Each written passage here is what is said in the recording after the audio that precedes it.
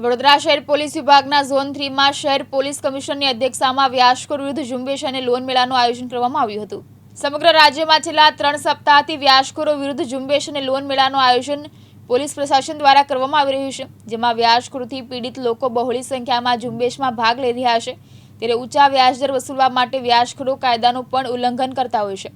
ત્યારે આ ઝુંબેશ દરમિયાન પોલીસ દ્વારા વ્યાજખોરના સકંજામાં સપડાયેલા લોકોની રજૂઆત સાંભળી વ્યાજખોર વિરુદ્ધ લોન ધી સ્પોટ અને ફરિયાદ દાખલ કરવામાં આવી છે ઓન ધી સ્પોટ। ત્યારે વડોદરા શહેર પોલીસ વિભાગના ઝોન 3 વિસ્તારમાં શહેર પોલીસ કમિશનર નરસિંહા કુમારની વિશેષ ઉપસ્થિતિમાં વ્યાજખોર વિરુદ્ધ ઝુંબેશ અને લોન મેળાનું આયોજન કરવામાં આવ્યું હતું, જેમાં મોટી સંખ્યામાં વ્યાજખોરીની ચુંગાલમાં ફસાયેલા લોકોએ ભાગ લીધો હતો। આ ઉપરાંત જરૂરિયાતમંદોને સ્થળ પર જ લોનની સુવિધા પણ ઉપલબ્ધ કરવામાં આવી હતી। આ કાર્યક્રમમાં શહેર પોલીસ કમિશનર તેમજ પોલીસના ઉચ્ચ અધિકારીઓ અને કર્મચારીઓ પણ ખાસ ઉપસ્થિત રહ્યા હતા। સમગ્ર રાજ્યમાં વડોદરા સિટી ઇન્ક્લુડેડ એક ઝુંબેશ ચાલે છે ગેરકાયદેસર વ્યાજખોરી વિરુદ્ધમાં। આના ભાગરૂપે આજે અહીંયા ઝોન 3 વિસ્તારમાં આપણે લોન મેળા અને વ્યાજખોરો વિરુદ્ધ ઓન ધી સ્પોટ એફઆઈઆર દાખલ કરવાની કે ફરિયાદ દાખલ કરવાની એક કાર્યક્રમનું આયોજન કરવામાં આવેલ છે। આ કાર્યક્રમમાં તમે જોઈ શકો છો ખૂબ મોટી સંખ્યામાં બેનિફિશરીઓ ઉપસ્થિત રહ્યા છે। આ કાર્યક્રમના હેતુ 2-3 છે। આપણે એક તો જે વ્યાજખોરો છે અનરજિસ્ટર્ડ એક્સેસિવ ઇન્ટરેસ્ટ લેવી કરીને લોકોને એક્સપ્લોઇટ કરતા તત્વો છે, એમના વિરુદ્ધમાં જો ભોગવનાર નાગરિકો છે આગળ આવે અને આપણે એમને મદદરૂપ થઈને એફઆઈઆર નોંધી એમના વિરુદ્ધમાં શિક્ષાત્મક કાર્યવાહી કરવાની, લીગલ એક્શન લેવાની પ્રક્રિયા હાથ ધરવામાં આવે।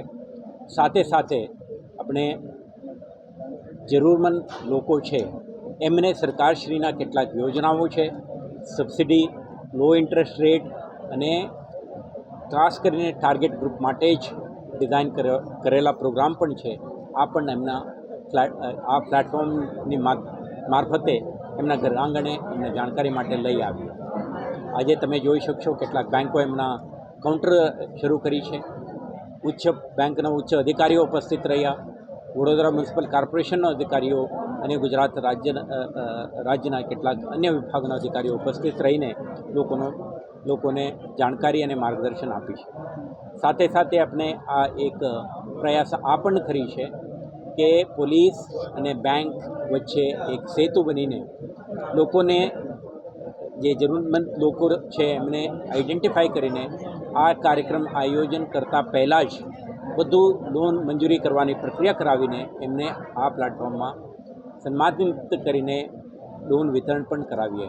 આજે તમે જોયું 40 જેટલા બેનિફિશરીઓ ઉપસ્થિત રહ્યા। જુદા જુદા યોજનાઓ હેઠળ એમને બેંક દ્વારા એમને લોન પણ વિતરણ કરવામાં આવ્યું। મને વિશ્વાસ છે કે જનજાગૃતિ વધશે અને જે જરૂરિયાતમંદ લોકો બેંક અને સરકારી ક્ષેત્રના જુદા જુદા ફિનાન્શિયલ ઇન્સ્ટિટ્યુશનને સંપર્ક કરતા લોકો ડરે નહીં અને આપણા પોલીસ ફંડ ફેસિલિટેટર તરીકે રહી એમને ઝડપથી એમને જરૂરિયાત મુજબનું નાણાકીય સહાય મળી રહે તે માટેનું લાભ પણ મેળવશે।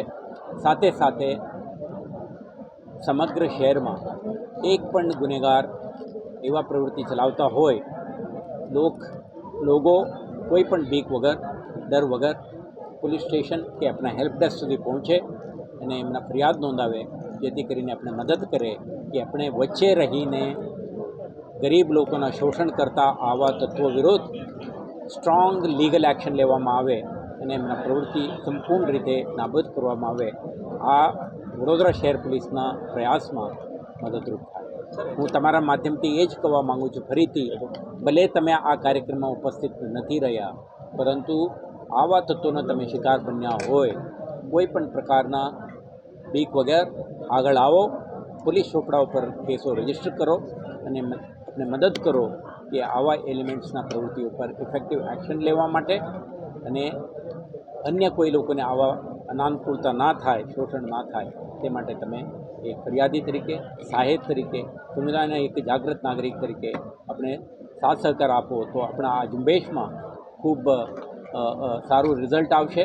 સરકારશ્રીના જે હેતુ છે એ ગરીબ કલ્યાણ માટેનું, ગ્રામીણ વિકાસ શહેરી વિકાસ માટેના જુદા જુદા પ્રોગ્રામ છે અને લોકો સ્વનિર્ભર બનીને પોતાના આર્થિક વિકાસ માટે દેશની રાષ્ટ્ર વિકાસ માટે કામ કરે એવું થાય આપણા પ્રયાસ છે. તો દરેકને આભાર માનું છું.